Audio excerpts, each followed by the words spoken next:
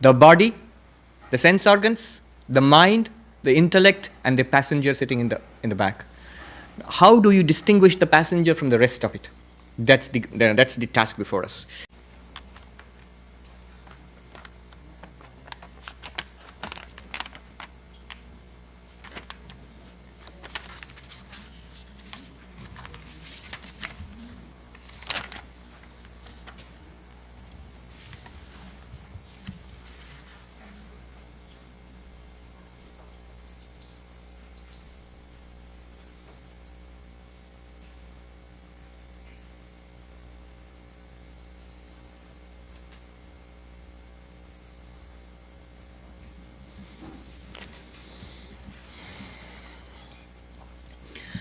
Om Sahana Vavatu Sahana Bhunaktu Saha Viryam Karavavahai Tejasvinavadhitamastu ma vidvishavahai.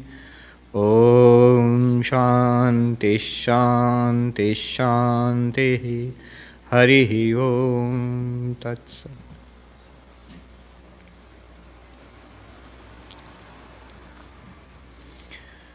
I could hear that you were doing the Chidananda Rupa Shivoham. It was composed by Shankaracharya some 1400 years ago. And I don't know whether it was entirely coincidental that you were doing that, but it's absolutely relevant to what we are going to start discussing right now. It's going to be very helpful. The first verse itself, Manobuddhyahankara chittani naham nacha shrotra jivhasya nacha ghrana nacha netre nacha vyoma bhumi na tejo na vayu chidananda rupaha shivoham shivoham. It means, I am not the mind, I am not the intellect, I am not the memory, I am not even the ego sense, the I, the one which is saying I am not even that. I am not the 5 sense organs, I am not this material body made of the 5 elements, earth, water, fire, air or space. Then what am I? I am existence, consciousness, bliss, absolute. I am Shiva, consciousness and bliss, absolute. Chidananda Rupaha Shivoham Shivoham. Now, in the light of what we were discussing, do you see how he is shifting the I? I am not the body, I am not the mind, but I am existence, consciousness, bliss. This is shifting the I. This shifting the reference of the I. Reference, word, bottle. Referent, this one, this thing. The famous philosopher Wittgenstein, when he was teaching in Cambridge, one day in order to drive home the point of the difference between a word and its referent, he held up a piece of chalk and he asked his students in Cambridge University, "What's this?" And they said, "Why, a chalk?" And he threw it at the student. It hit him and he said, "Chalk is a word. Was that a word?" So a word and a thing are different. So what does the word I stand for? When you say, what does the word bottle stand for? You can show me. What does the word I stand for? Normally we would say I means I am this. And you're shifting the meaning of the I. The meaning of the I which we feel is this. Vedanta is beginning to shift it. Now we will understand what Shankaracharya meant. How do you shift it? How do you say I am not the mind? How do you say I am not the body? How? Let's see. That's what our journey is going to be.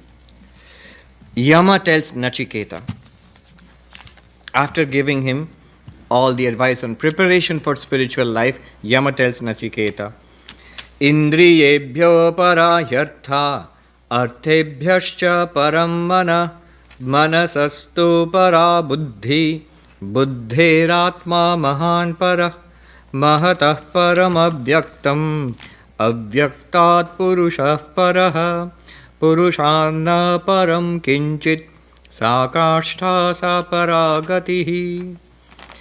He says, sense objects are higher than the senses, mind is higher than the sense objects, intellect is higher than the mind, and the Mahan Atma, great soul, is higher than the intellect. Beyond that, the unmanifested is higher than the Mahat. Purusha is higher than the unmanifested, and there is nothing higher than the Purusha. That is the culmination, the highest goal. Now, all this may sound intimidating. We'll take a slightly different track. We'll do exactly what Yama is telling Nachiketa, but a slightly easier track, which is found in the Taittiriya Upanishad. This is a Katha Upanishad. In Taittiriya Upanishad, the same thing is done, exactly the same thing, the inner journey. And the inner journey refers to what we have already found out, what we have already come across. The body, the sense organs, the mind, the intellect, and the passenger sitting in the back. How do you distinguish the passenger from the rest of it? That's the task before us. And we will do that. For this, you need to follow carefully, because we are moving step by step. And if you miss a step, or if you take a misstep, then you'll be lost. You'll suddenly find the rest of us have disappeared. You're standing alone somewhere. So you have to follow this carefully. In the Taittiriya Upanishad, we find what is called the Pancha Kosha Vichara, an inquiry into the 5 sheets of the human personality. An inquiry into the 5 sheets of the human personality. That's what we will undertake. Remember, now we are at the top of the ladder. Beginning base is Karma Yoga, purification of mind. Bhakti Yoga and meditation, concentration of mind. The top of the ladder is knowledge about ourselves, enlightenment. Knowledge, how does it come about? Through inquiry. What inquiry? Now we start. The inquiry into the 5 sheets of the human personality. So, from the Taittiriya Upanishad we see, first, let's take this physical body. I was in a teacher training college, so we would always tell the trainee teachers that to be a good teacher, you need to start where the student is. You need to start where the student is. Good teacher takes you from the known to the unknown, from what is near to what is far, and from what is to what shall be. So near to the far, from the known to the unknown, from what is to what shall be. So that's the golden rule of teaching. And the Upanishad does that. If you say you are existence, consciousness, bliss, it sounds nice but doesn't mean anything. What does it refer to? We are trying to find out the real reference of the word I. We are trying to find out the real reference of the word I. Just as the word bottle clearly means this thing, right now the word I means this thing. Why is it wrong? And what is the real thing it should refer to? That's what we are trying to do in this inquiry. Let's see. When we say I means this thing, the Upanishad calls it the food sheath. Annamaya Kosha, the food sheath. You can write it down if you want to write in English. The food sheath. Sheath is something that covers. The food sheath. The Annamaya. The physical body is the food sheath. Why the food sheath? Because it's a transformation of food. All the pizza you ate, where is it? It's me now. It's not pizza anymore, it's me. I have referred to this Hollywood actress who was asked, long time back, who was asked about the secret of her beauty. And she said, oh, it's all pasta. She was Italian. So, the physical beauty, see, it's all pasta. Secret of beauty is pasta. I mean, that's what has been transformed into the body. So, a British scientist recently referred to the body as, he says, what are we? He says, body, what are we? We are food rearranged. It's arranged on your plate, you rearrange it, it becomes the body. So the Upanishad calls it the food sheath. Am I this food sheath? I seem to be. The Upanishad says, no, you are not. Why not? Let's see. For a number of reasons.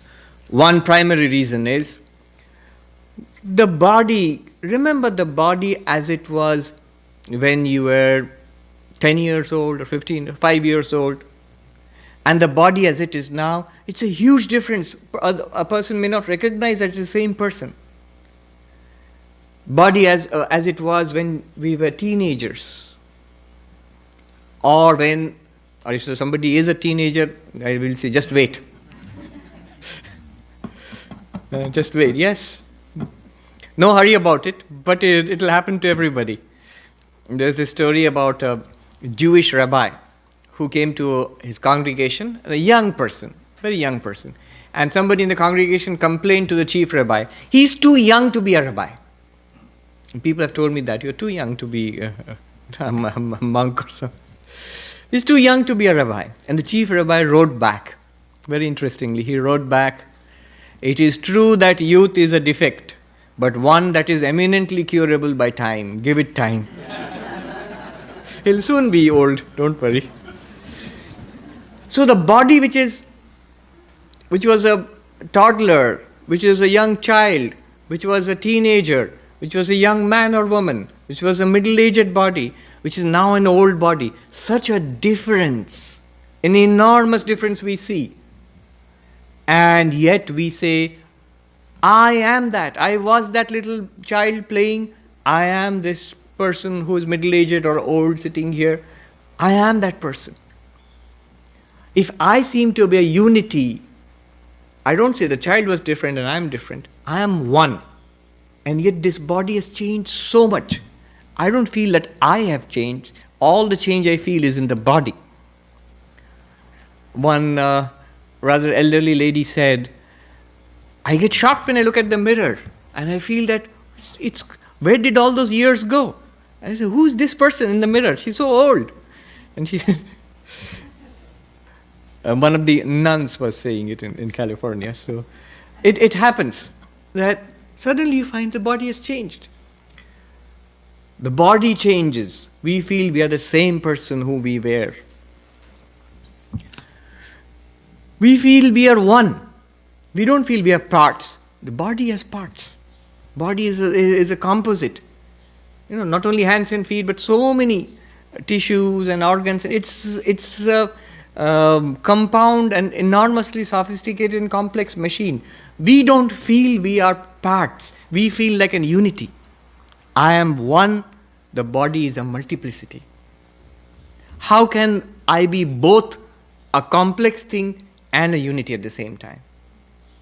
Right? Continuously changing thing and yet unchanging at the same time. And deeper reason, more serious reason is, I feel this body, I see this body, I can feel it, I can smell it, I can touch it, I can hear it. It's just like an object.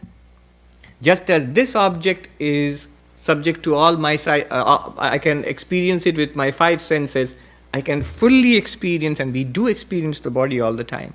It's an object of knowledge for us. We are the knower. I am the subject, my body is an object. How is it different from other objects? Only because I get internal sensations from it, because of my nervous system. If my nervous system does not function, a person whose one hand is paralyzed, the paralyzed hand is just like an object. No feedback from it. So, the object is always different from the subject. The body is changing continuously. I don't feel that I am changing, because all the change I feel is in the body. You say, no, Swami, I have changed a lot in the last 50 years. But where are those changes? You'll find, if you try to look at the changes are all in the body or the mind. You have not changed. If you had changed, you would have said, that was a different person, I'm a different person. That was an entirely different person. I'm an entirely different person.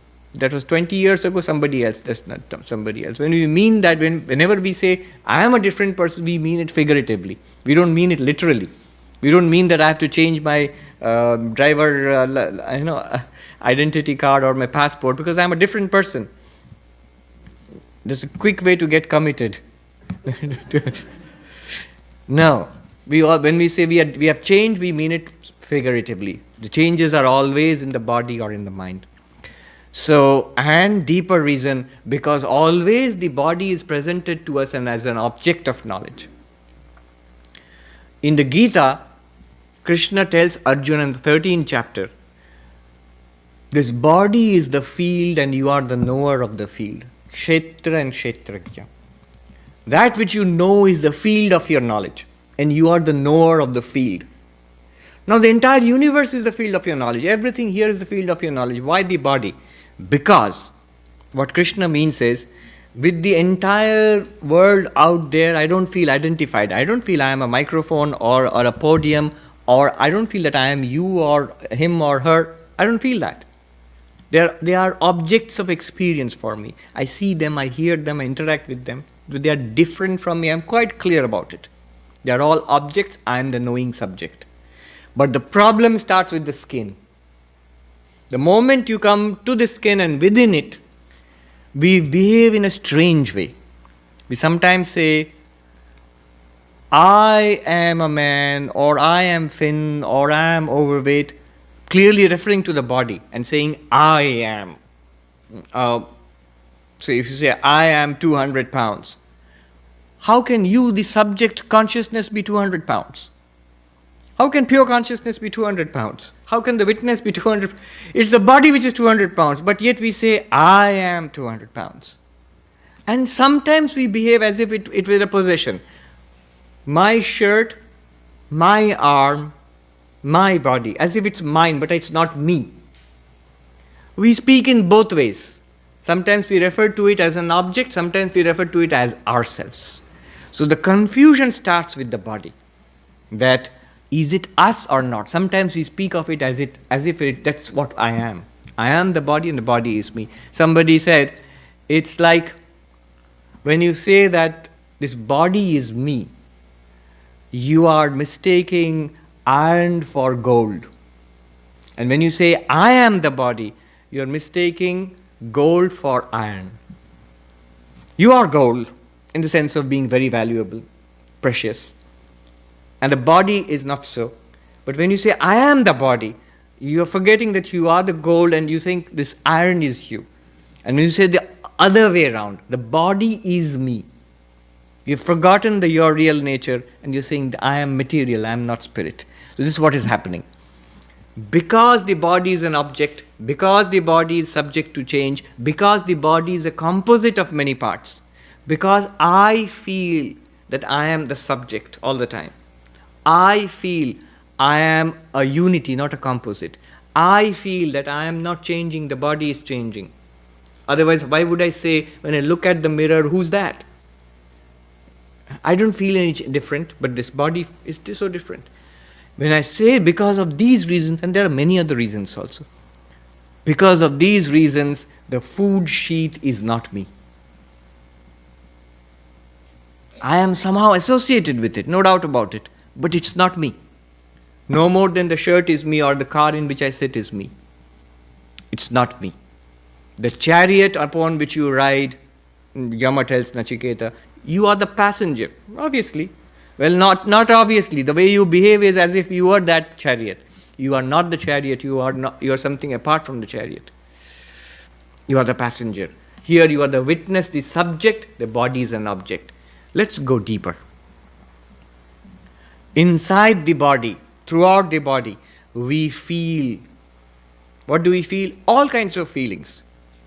Energy, weakness, surging of nerve currents, feelings throughout the body. This body is pervaded by life. So this life sheath, it's called pranamaya kosha, the deeper, subtler. Subtler than this body, interior to the body. Interior means pratyak. The Sanskrit word is pratyak, interior. And sukshma, subtler. The body is sthula, gross. Subtler than the body is the life sheath. What is the life sheath? It's not a physical thing which you can see. It's not a physical thing. It is physical, but not in a gross sense. But you can feel it. When you feel hungry, it's a life sheath. When you feel satiated, it's that life sheath, pranamaya kosha. When you breathe in and out, it's the life sheath. When you feel, heart is beating, you're sweating, and all these physiological functions are going on. Food is being assimilated. Even if some things we feel, some things we do not feel. Some things are voluntary, some things are autonomous. It's going on. This is the life sheet, pranamaya kosha. Health, sickness, more related to the pranamaya kosha than to the physical body. In Ayurveda, for example, they treat the prana more than the physical body. When you do Tai Chi, today you're doing, some of you, yoga. Yoga deals with prana, pranayama. Tai Chi, do you know what the word chi means? Energy, prana. Exactly that, life forces, prana. They deal with the life forces, not with the physical body itself, through the physical body. So that is subtler than the physical body, inner to it. Subtler, sukshma. Inner, pratyak. So am I the life sheath? I am not the physical body. Physical body is a kosha, a covering, a sheath. The reality is within. What is the reality? The life. So am I the life sheath? Again the same objections apply. It is changing all the time. Sometimes I'm hungry, sometimes I'm satiated, sometimes I feel strong and energetic, sometimes I feel weak, I feel sick. The life sheet is changing all the time. Sometimes I'm breathing heavily, sometimes serenely. The life sheet is constantly in change. Breathing in and out. And I am the one which does not change. I am the one who felt sick. I am the one who feels healthy. I am the one who felt hungry. I am the one who feels satiated. I am the same one. And all these things have changed. Hence, I cannot be the life sheet. It's changing, I am unchanging. Remember, all these things are not only for understanding but also for feeling. When they are saying this, they are pointing out to something in our experience when? Not when you become very spiritual. It's right now. They are taking us by the hand and leading us in that inner journey, deeper and deeper and deeper. Subtler and subtler and subtler. More sukshma, subtler. More pratyak, inner. The life sheath. I am not that. Because it changes, I do not feel I change in relation to it. Because even deeper, I am the knower of the life sheath, and life sheath is an object. As much as this body is an object, as much as this bottle is an object, the functions of my life sheath are also an object of knowledge for me. I can't point it out physically, but I can feel it. I know it. Every time I breathe in and breathe out, I know it. I know it. It's an object. If it's an object, I am the knower of the object. The knower and the known cannot be the same. The subject and the object are different. As I am different from this bottle, I am also different from this life sheath, no matter how subtle. The pranamaya is different and the knower is different. The passenger of the vehicle is different and the engine which is providing the energy is different from the passenger. It's different. Though we are associated with it and we depend upon it. We couldn't do anything without it. Deeper than this. Let's go deeper. It's an object. I am something subject. I'm knowing it from inside. Let's go inside, deeper. Pratyak, deeper. Sukshma, subtler. Subtler than the life sheath, inner to the life sheath is the mental sheath. Mind. And this is where most people today will stop. Who am I? I'm the mind. I am my thoughts. Look at the paradox in the language. I never say I am my shirt. I am my dog. No. I am my thoughts. Same language. I am my thoughts. That's what we feel all the time. Happy thoughts, I am happy. Not that my thoughts are happy. Sad thoughts, I am sad. Not that my thoughts are sad. I am my thoughts. That's what we feel. And yet the same objections apply here. Thoughts come and go. Much faster. The changes in the mind sheet are faster than the changes in the life sheet. The life sheet changes are faster than the changes in the gross sheet, in the physical food sheet.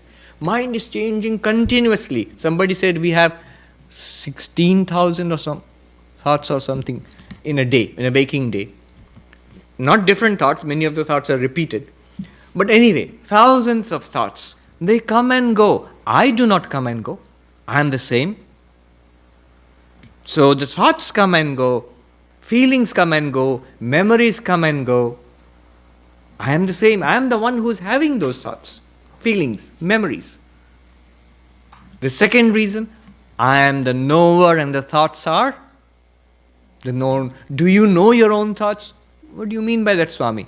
Are you aware of your own thoughts? Of course. Who else will be aware of my thoughts if not me? You may be a telepath, you'll have to be a telepath to be aware of my thoughts, but I am always aware of my thoughts. Sometimes I may not pay attention. Paying attention to your own thoughts is called introspection, looking in. But even when we're not looking in, don't we say, I am happy, I am satisfied.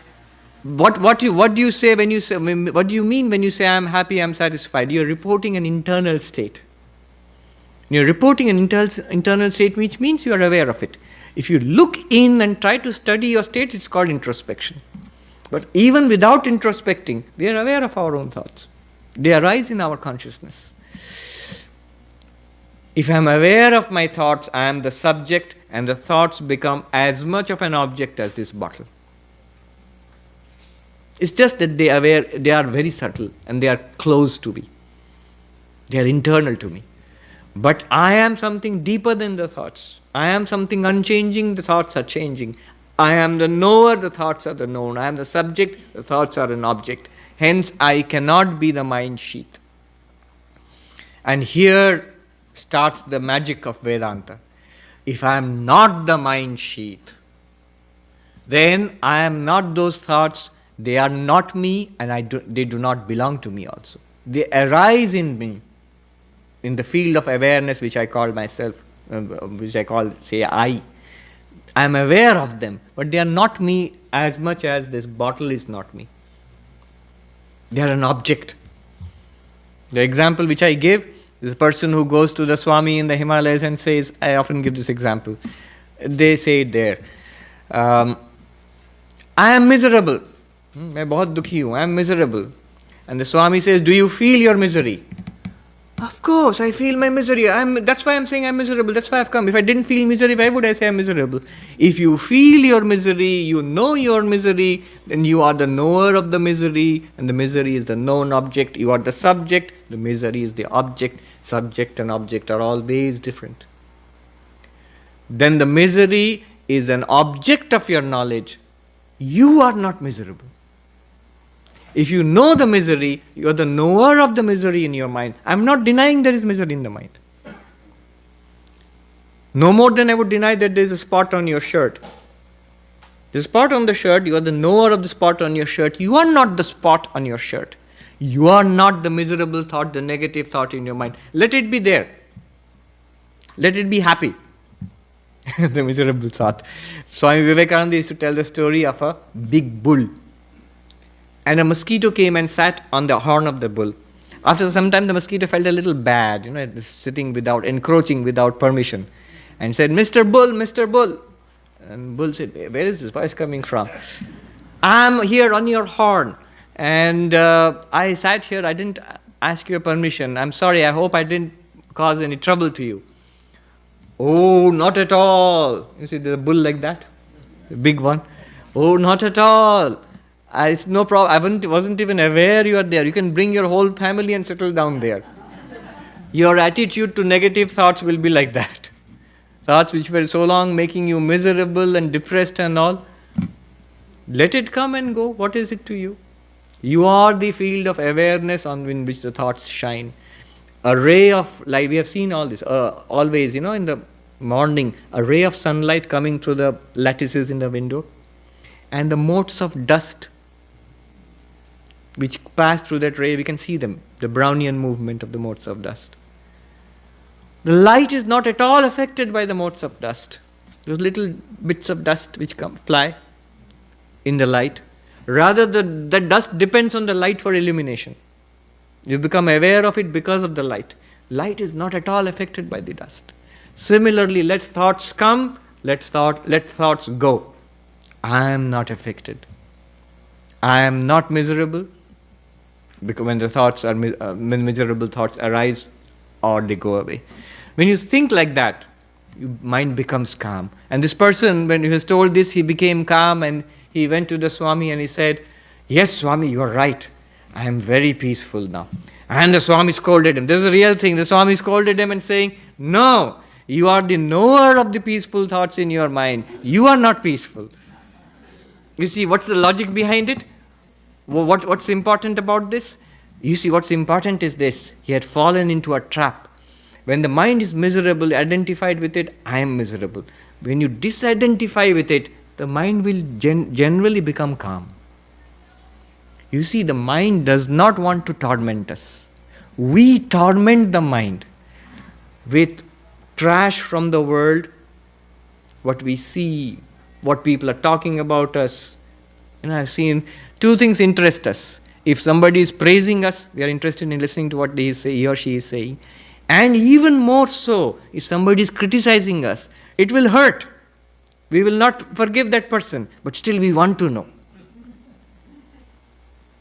We are torturing the mind by putting this trash in the mind. The mind doesn't want to disturb us. The pure mind will lead us straight to God, to its real home, to God. It's the mind which we have perverted and tortured for years that is putting us in trouble. So when the mind becomes calm, we again become attached to it and we say, I am so calm now. Trap. Nature of the mind is to change. Within 2 minutes, within 20 minutes, when it's out on the freeway, when it's back from the Himalayas into Mumbai or Delhi, the mind will change and will say, oh, I was so peaceful in the Himalayas or in the Vedanta society. Now I am miserable again. Don't get attached to the misery of the mind or the happiness of the mind or the peace of the mind. Thus you attain real peace. That which you are, the Upanishad has a name for you. The Upanishad has a name for you. The name is Shantam. In the Mandukya Upanishad we find name of the self is Shantam, Shivam, Advaitam. Shantam. Peace itself. You are peace itself. Not a peaceful state. Not a peaceful state. Mind goes through peaceful states and disturbed states. And it will go through it. Don't worry about it. So you are not the mind sheath. Beyond the mind sheath, we find the sheath of the intellect. If you are not the mind sheath, deeper than the mind sheath is the sheath of the intellect. Sheath of the mind is called Manomaya Kosha. Manomaya Kosha. Manas is a Sanskrit word for mind. Deeper than the mind sheath is Vijnanamaya Kosha, the sheath of the intellect. Sheath of the intellect. What is that? It's very important to follow them and feel it also. Because they are pointing out to something which is within our experience now. What is the sheath of the intellect? Exactly what we are all using, I hope, to understand. What we are using now, trying to understand what this guy is saying, we are using the intellect. That's the intellectual sheath. How is it different from the mind sheath? The mind sheath is feelings, memories. In Sanskrit they say sankalpa vikalpa. Thoughts, options coming and going. But when you have knowledge, 2 plus 2 is 4. I am Swami so and so. This kind of knowledge, this is the intellect, sheath of the intellect. It's basically the same thing, the functions are different. Deeper than the mind sheath is the sheath of the intellect. It is inner, it is subtler. Pratyak, inner, subtler, sukshma. Subtler than the mind sheath is the Vijnanamaya Kosha, the sheath of the intellect. And the same arguments apply here. Imagine all the things that you understood or did not understand when you were in, say, grade 5. So many things you did not know, did not understand about yourself and the world. So many things that you understood when you came to grade 10 or you came to college. Now, so the sheath of the intellect has changed so much. It has so much knowledge, so much understanding, so much maturity. The sheath of the intellect is different, it's changing, and you have experienced it. You are the one who experienced it. You are the passenger in the back seat of the car. You are not the driver. The one with the hands on the wheel is the intellect, the understanding faculty, the one who's riding the elephant, the one who's the charioteer, buddhi. It is the sheath of the intellect. We are going deeper now. We are not the sheath of the intellect because the sheath of the intellect changes. It's subject to change. And we don't feel we have changed with it. I was the kid who didn't understand so many things. I was the teenager, impulsive. I was the young man or woman. I am the middle-aged person now. And my understanding has changed so much. So much that I've learned, so much that I've understood. Sheath of the intellect changes. And another reason, now you can apply it, I am the knower, the sheath of the intellect is known. My knowledge, I understand my knowledge, I know my knowledge. I am aware of my knowledge. When I say E is equal to mc square, or 2 plus 2 is 4, whatever, it's an object which I am aware of. Very subtle object, deep in the mind, in the intellect, sheath of the intellect, but I am aware of it. Think about it, it's an object. I am not that either. Beyond the sheath of the intellect, is there anything more deeper, pratyak, inward, subtler, sukshma, subtler than that? We are on very subtle grounds here. None of it is beyond our experience. Every day we experience, even now we are experiencing it. We must match what they are saying to our experience. I am not the intellect, sheath of the intellect, Vijnanamaya Kosha either. What is deeper? Well, we have a state of experience common to all of us. We have that state where we exist, but we do not experience the food sheath, Annamaya, the body, the life sheath, the Pranamaya, the mind sheath, the Manomaya, the intellect sheath, the Vijnanamaya. Everything is shut down. What is that state? Deep sleep. In deep sleep, we cannot say we do not exist. We have to say we exist. Otherwise, we would have to say, I was awake, I went to sleep and dreamt, and now I'm awake again. But we do say that, I was awake, I went to sleep and dreamt, then I had a period of no dreams, deep sleep, then I am awake again. We claim that deep sleep for ourselves. After all, whose deep sleep was it? Yes.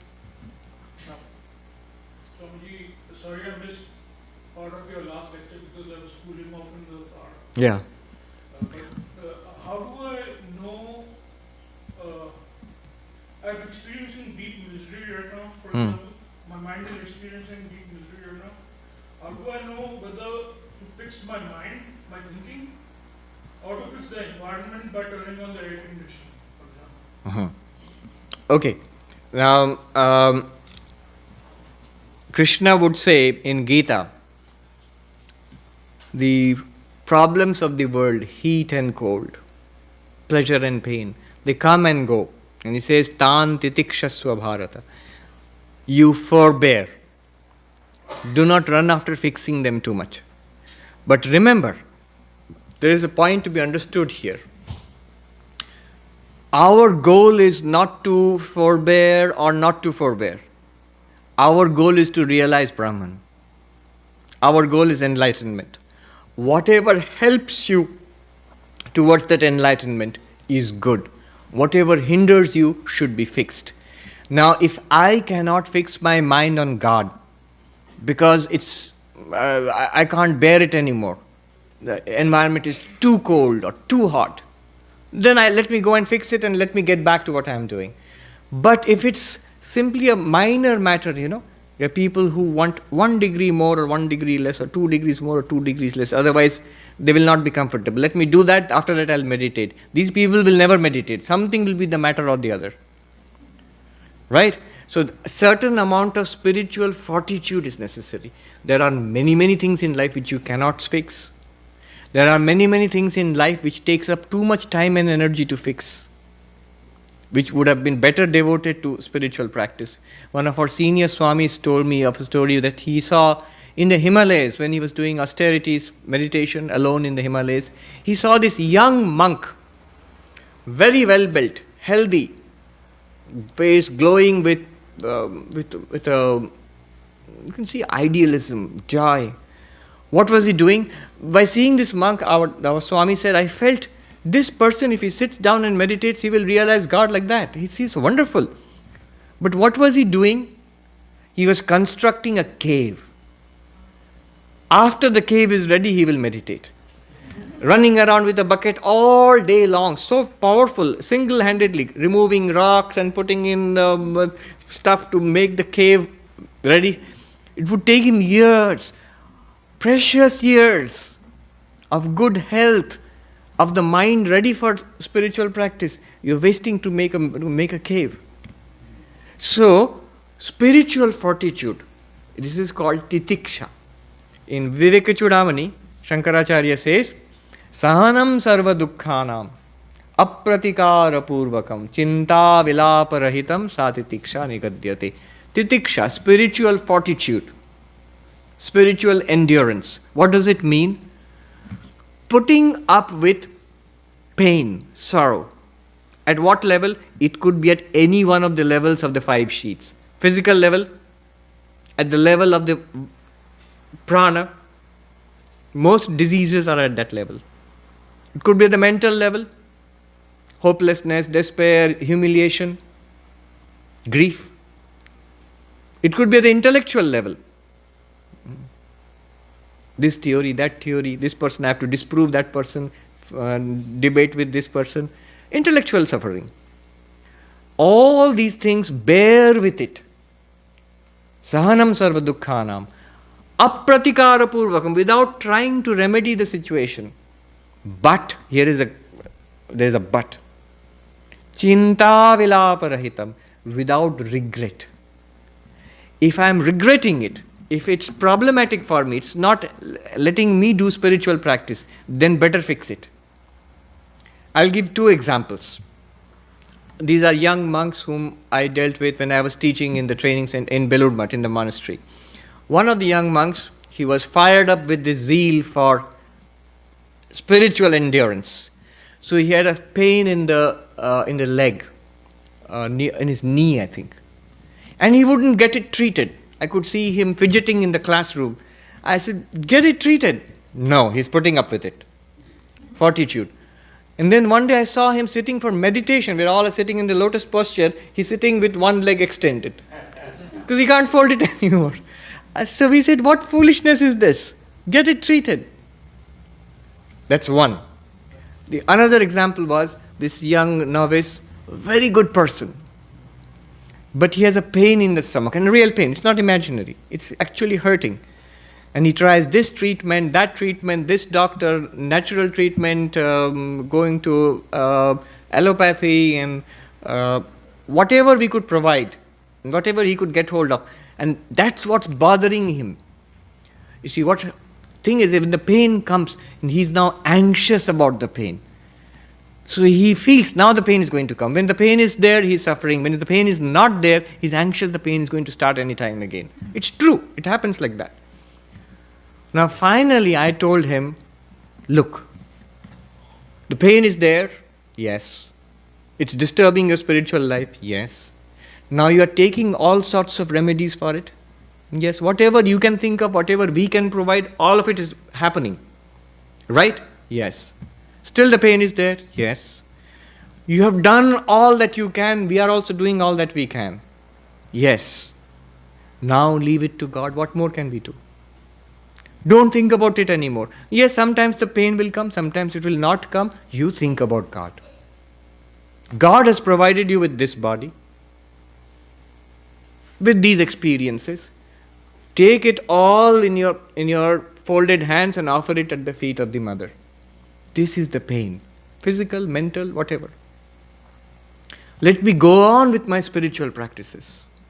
This will take care of itself. Either it will go away or it will not go away. But I shall do my spiritual practices to the best possible thing I can.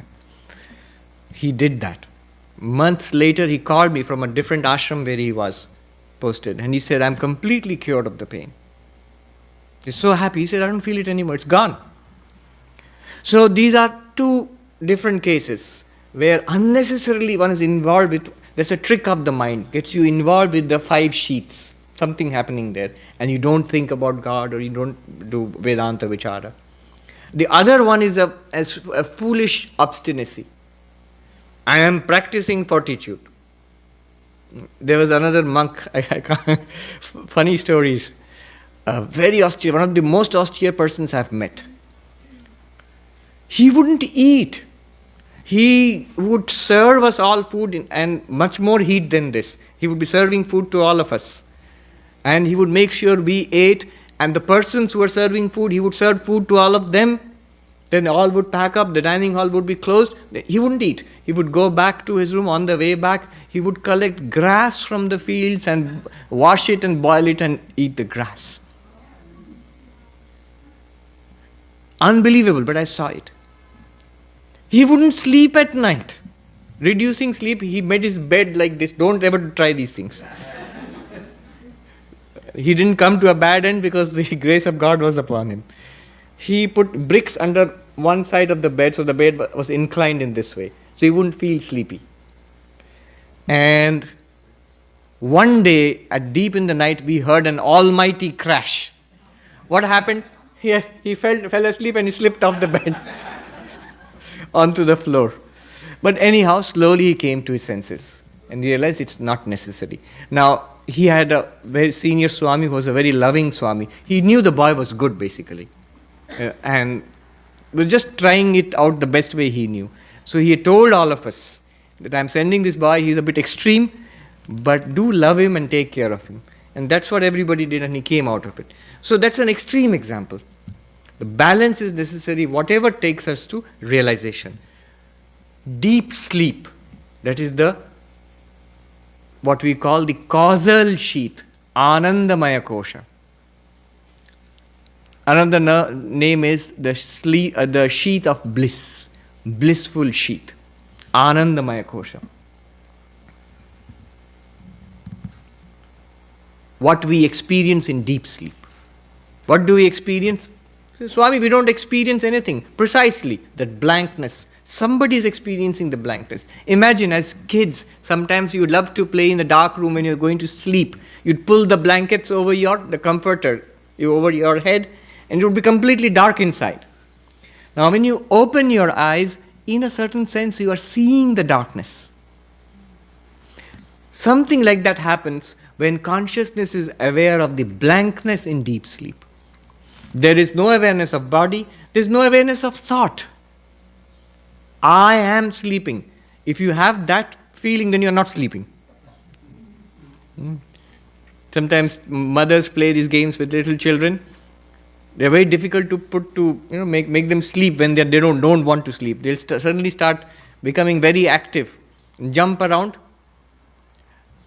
I know because I was in charge of the hostel of little kids, 10-year-olds. And especially at bedtime, they become extra energetic. And there was this old Swami who said, wait, I have learnt a technique. I saw there was a very strict Swami who would say, I'm going to count to 3. By the count of 3, you must all be asleep. And he would say 1, 2, and by the time he said 3, they were all in their beds and huddling in sleep. And this senior Swami, he said, I tried it out. The old Swami, he's a very good person, and the children know that he's a very good person. So he said, I'm going to count to 3. And by the time it's 3, you'll all be asleep on the bed. And he said, I said 1, and the children said 2. They're not going to go to sleep. They know who is strict and whom they can defy easily. The mother plays a game with the child. If the good boy is fast asleep, then his right toe will move. And if the right toe moves a little, you know he's not sleeping. And it will be followed by a muffled giggle, of course. So, in deep sleep, there is no experience of being an individual also. But that is the experience of nothingness. And you are not that. You are not that either. Why not? Because that also comes and goes. That also comes and goes. And that's also an object of experience. You are the experience. We'll talk more about this tomorrow in the talk which will come up, this subject of deep sleep. But suffice to say, because of the same reason that it comes and goes, and it's an object. You do not come and go, and you are the knower. Because of these two reasons, the sheath of bliss, the deep sleep state, where the intellect also is not functioning, that too we are not. And the Upanishad, here comes the fun part. The Upanishad comes to this point. You are not the Annamaya Kosha, the food sheath. Because it is a composite, it is changing, and it's an object. You are not a composite, you are not changing, and you are the subject. Hence, you are not the food sheath. You are not the sheath of life, the vital sheath, Pranamaya Kosha, because it is changing and it's an object of knowledge. You are the subject, the knower, and you are relatively unchanging.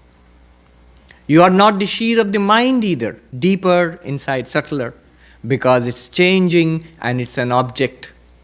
Those thoughts are objects for you, the subject.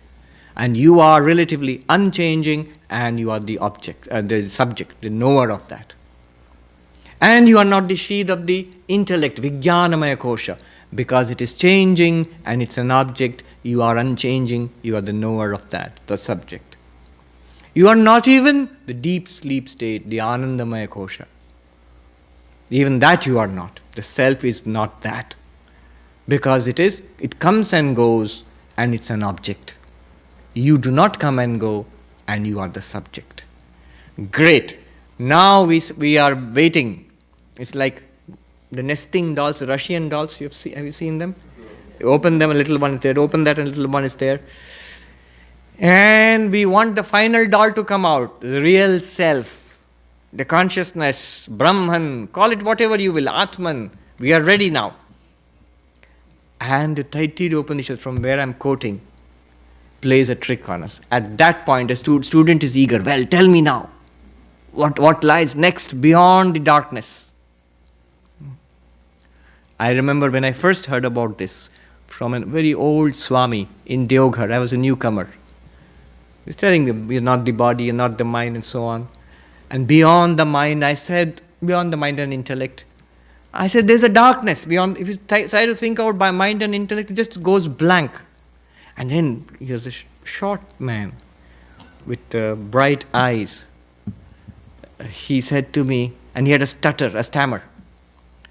He said, that one, beyond that darkness, that which is watching that darkness, beyond that darkness, grasp that. Oitake dharo. Grasp that. You cannot grasp it, but he means that you realize that. I didn't understand what he meant at that time. So beyond the darkness of deep sleep, what is there? That's what we are ready to know now. And the Upanishad keeps quiet. Doesn't say anything. So we are left exactly, like all of you are. After all this, since the morning, and you come to this point, you don't say, you are not going to tell us. The Upanishad doesn't say anything, and the reaction of the student is recorded next. Student says, so the self doesn't exist. Brahman doesn't exist. There's nothing. It's like an onion when you peel the onion and there's nothing inside. And the Upanishad doesn't answer. What is the meaning of that?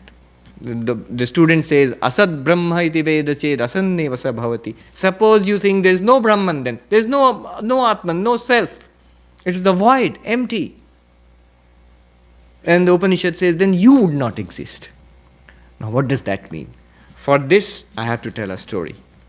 And Shankaracharya also tells this story, and it's an old story in non-dual Vedanta. The point of this story, at the end of it, I'll expect you to understand the point, minimum. That's pass marks. And if you can intuitively feel what they're talking about, then you'll walk out enlightened. Yes. The story goes like this. 10 friends cross a river. And when they cross a river, after crossing the river, they say, did we all swim across? Did we all walk across? Because somebody might have drowned. Are there 10 of us now? Let's count. And they count. One of them makes the others line up.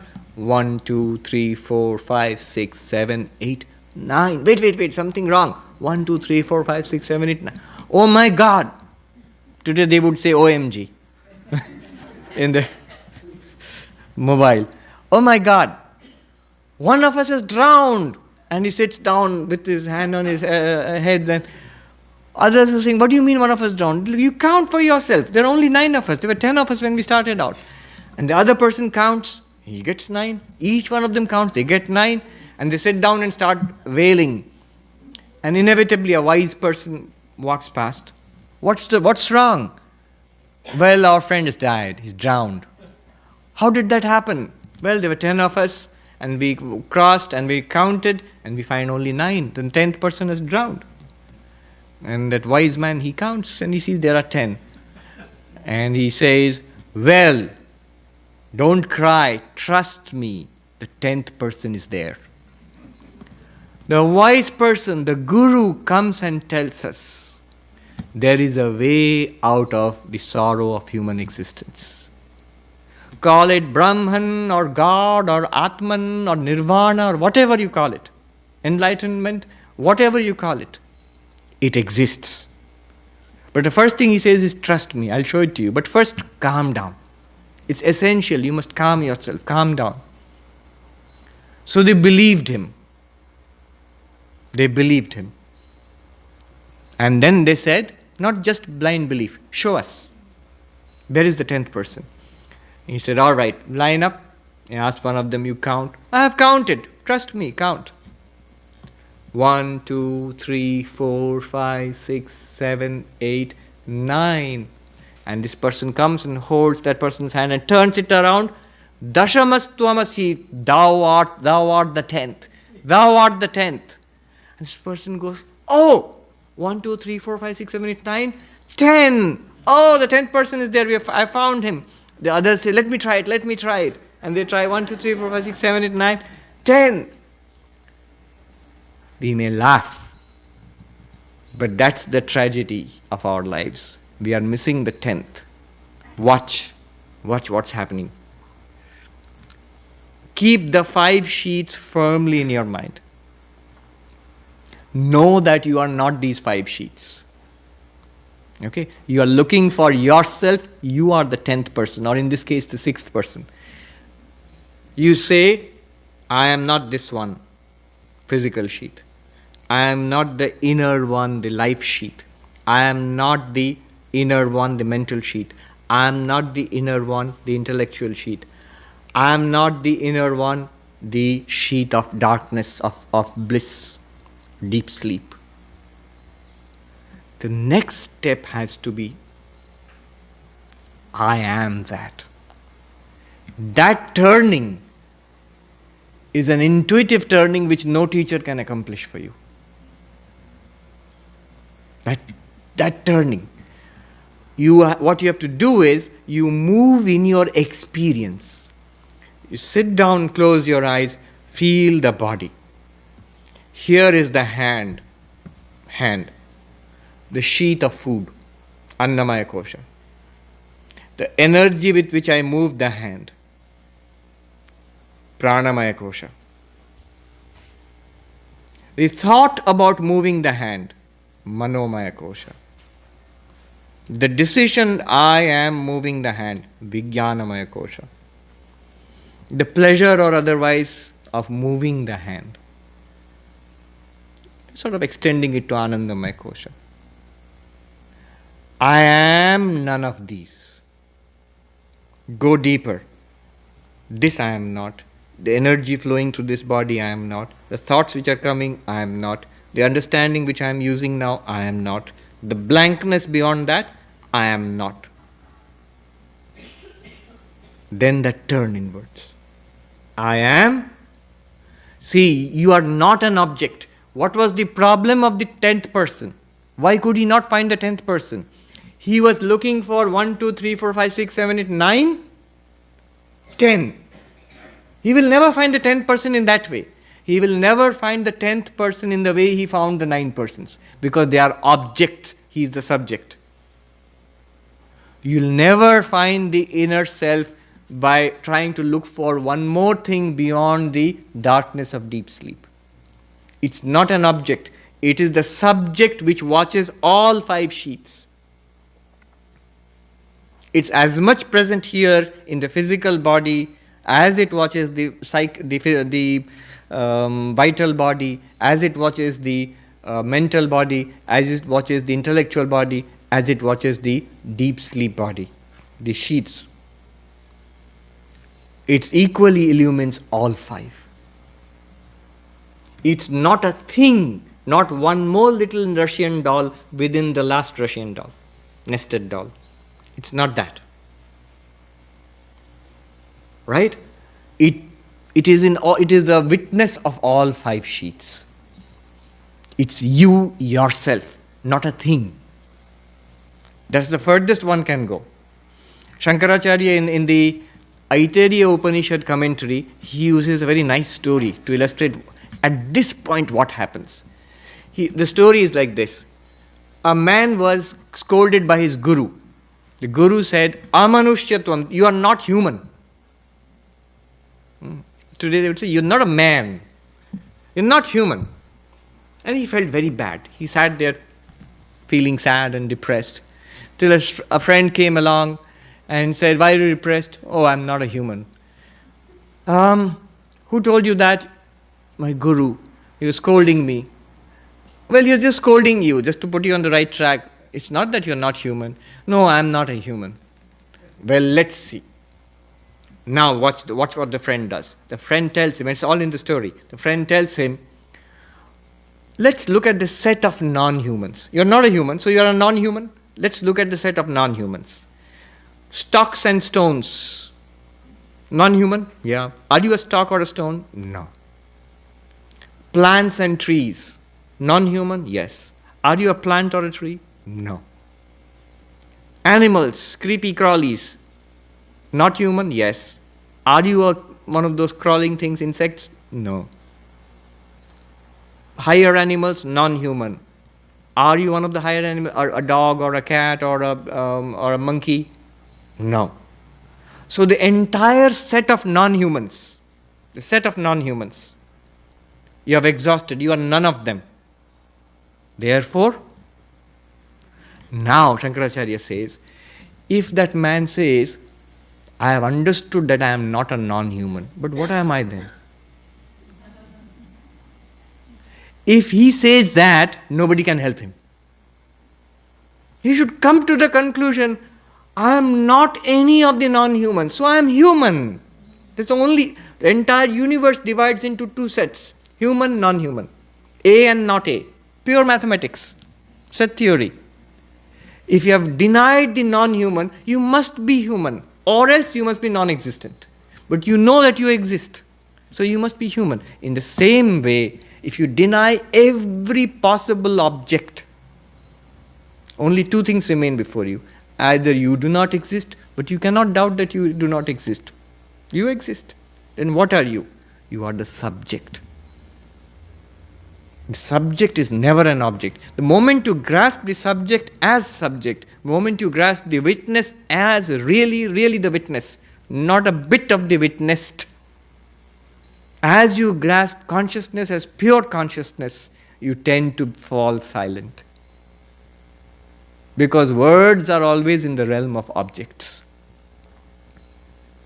Sri Ramakrishna says, you cannot put it in words. You cannot express it in words. Why you cannot express it in words? And then what does the Vedanta do? The Vedanta expresses what cannot be expressed in words.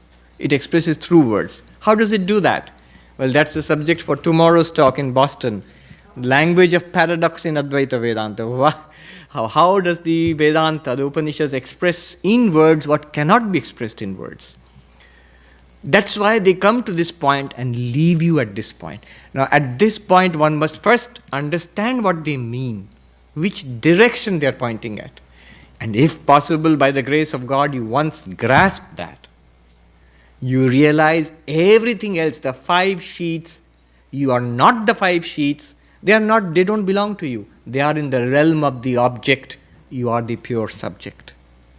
You are the sun of light shining upon the rocks which are planets and moons and asteroids. They are not part of the sun. They are absolutely not affected by the sun. The sun is not affected by them. In a solar system, in the same way, the 5 sheets, they are like orbits around you, the central core of consciousness. You shine upon them. They are objects. They are not really associated with you. They come and go at the will of God, not your own. The proof is that, one, we cannot prolong our life by one instant if we would, even if you want it. New Testament, I'm quoting the New Testament to you. Sermon on the Mount. Who could but prolong his life for one instant? Not Sermon on the Mount. Who could prolong his life for even one instant beyond his natural life? They are not at our beck and command.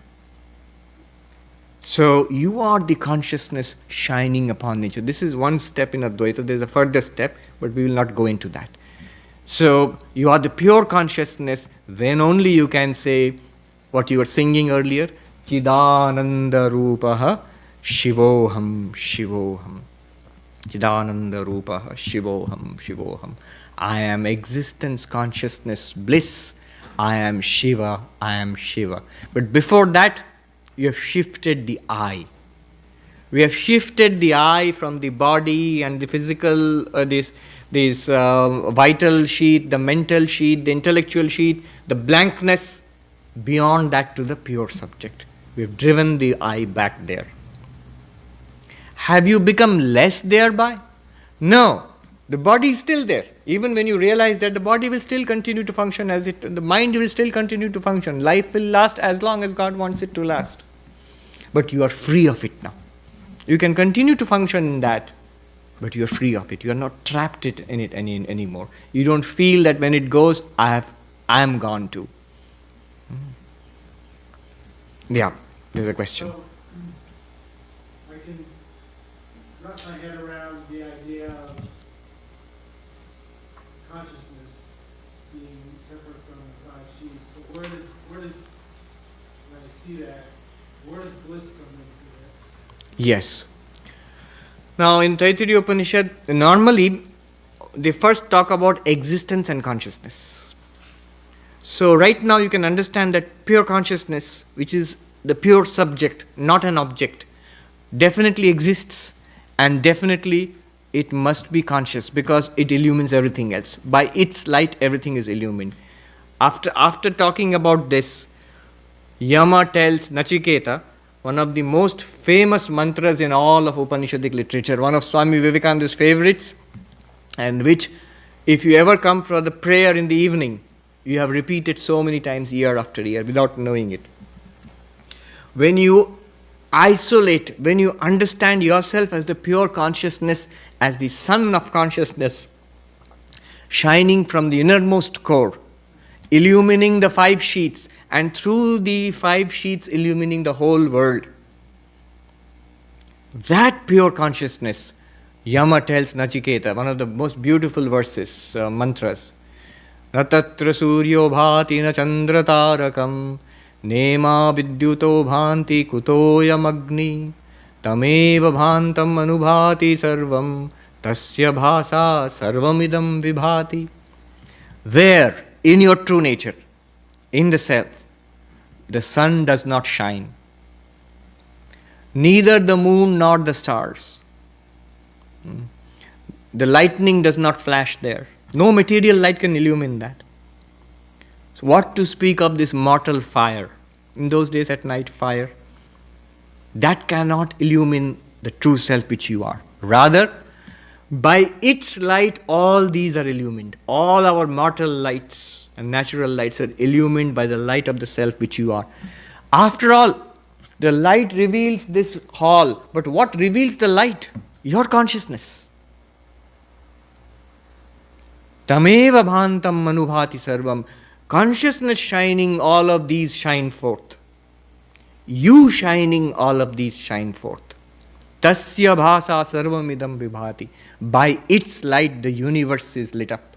By your light, Say, oh, by the light of my true nature, by true self. Don't say my true self. It's speaking about it like my kidney or my liver. You say boldly, it's by my light the universe is lit up. So, no, only when we realize it. Not only when you realize it right now, even when you do not realize it.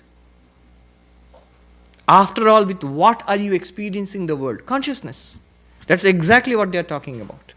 Only when we do not realize consciousness as it is, we find it mixed up with mind and body, and that's what we call ourselves. Mr. So-and-so or Swami so-and-so. When we realize the consciousness as it is, the passenger as it is in its own glory, then we say, I am pure consciousness, the light of the universe. When you sing in the hymn in the evening, a little while later we'll do it, Sri Ramakrishna's hymn, there you will find Jyotira Jyoti, the light of the lights. We think it's meant for Sri Ramakrishna. We sing to the Lord, you are the light of the lights. Vedanta tells you that light of the lights is you. The hymn says it. Where is this light of the lights? You say, why up there? He's sitting there. No, what are you singing? Which lights up the darkness of the heart. The light of the lights is within you. It is you. You are the light of lights. Ujjala Ridikandara, which shines in your heart. And heart means, Shankaracharya explains, always heart in spiritual, in Vedanta means the mind, the consciousness which shines, Buddhi Guha, the cave of the intellect, the consciousness which shines there. That is who you are, the light of lights shining within. Now, bliss. You see, they say that Bhuma Vai Sukham, Nalpe Sukham Asti. In Chandogya Upanishad, the infinite alone is true bliss. We find true bliss only in the infinite and in full freedom. Limited bliss, limited happiness is what comes and goes.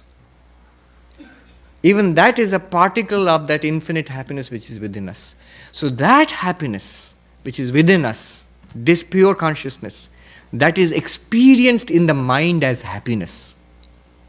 That's why it is called pure consciousness or pure bliss. When it is experienced in the mind, it's a feeling of happiness. Swami Vivekananda puts it this way. Look at the existence, consciousness, bliss. That's supposed to be the true self. Now, Swami Vivekananda says, not that it exists, but it is existence itself. Not that it knows anything. It's a knowledge itself. Not that it is happy. It is happiness itself. If you try to understand what is existence, what is consciousness, then you'll understand what is bliss also. You see, the consciousness which we experience here is pure consciousness plus mind, right now. The existence that we experience here is pure existence, Brahman plus these names and forms. Bottle exists, table exists, man exists, woman exists, names and forms. Bottle, table, man and form are name and form. Exists in itself, Brahman. Existence itself. But it's not a thing. Brahman is not a thing which exists. Consciousness, which we just studied it now, consciousness is not an object.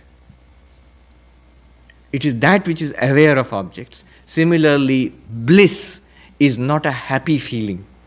It's not an unhappy feeling either. It's not a feeling. That's that which gives rise to joy. That is bliss. I know it won't be all that clear there. That's why the Taittiriya Upanishad has an entire section, but it's called Ananda Mimamsa. But for that, I'll have to come back again. Thank you very much. Thank you. Thank you.